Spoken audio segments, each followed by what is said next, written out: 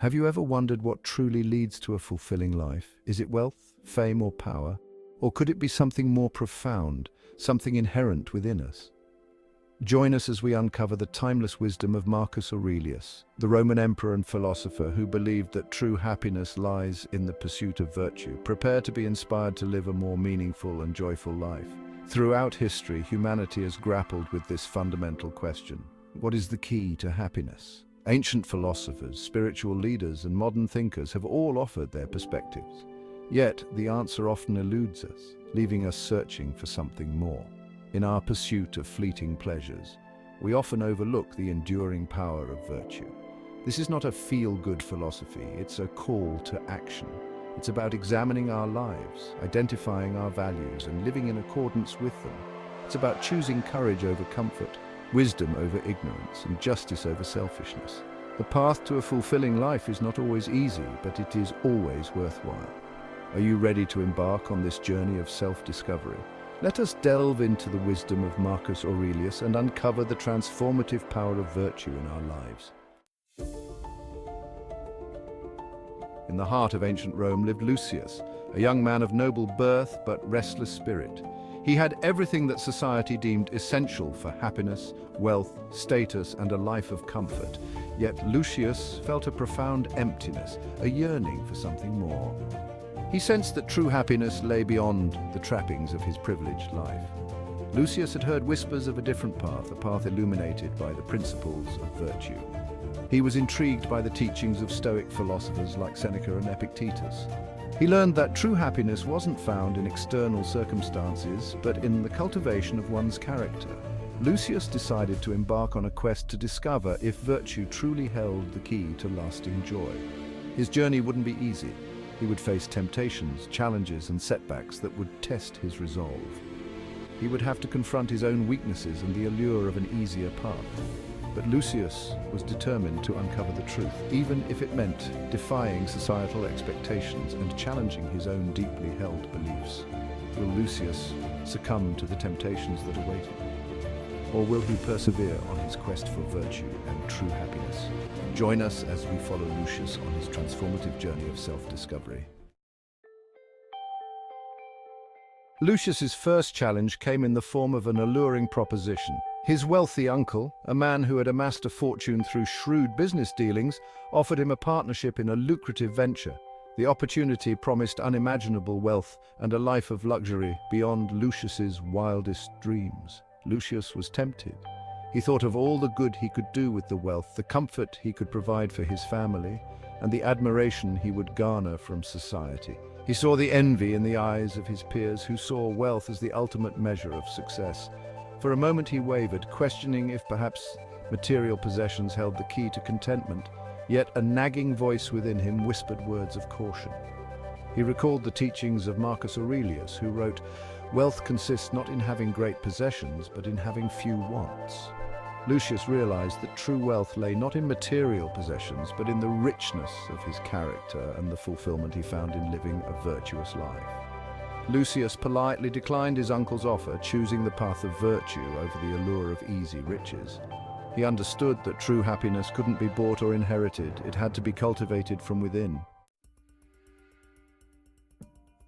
As Section 4, the lure of power and control.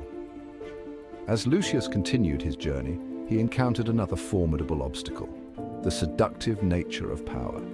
He witnessed firsthand the intoxicating effect of authority as he observed the machinations of Roman politics. Ambition pulsed through the veins of senators and generals, each vying for greater control and influence. The allure of power tugged at Lucius's own desires. He imagined himself as a respected leader, his words shaping the destiny of Rome. He envisioned the reforms he could implement, the justice he could deliver, and the legacy he could leave behind. The thought of having such influence over others, the power to shape the world according to his vision, was intoxicating. However, Lucius also recognized the corrupting influence of unchecked power. He had seen how easily it could be abused, leading to tyranny and oppression.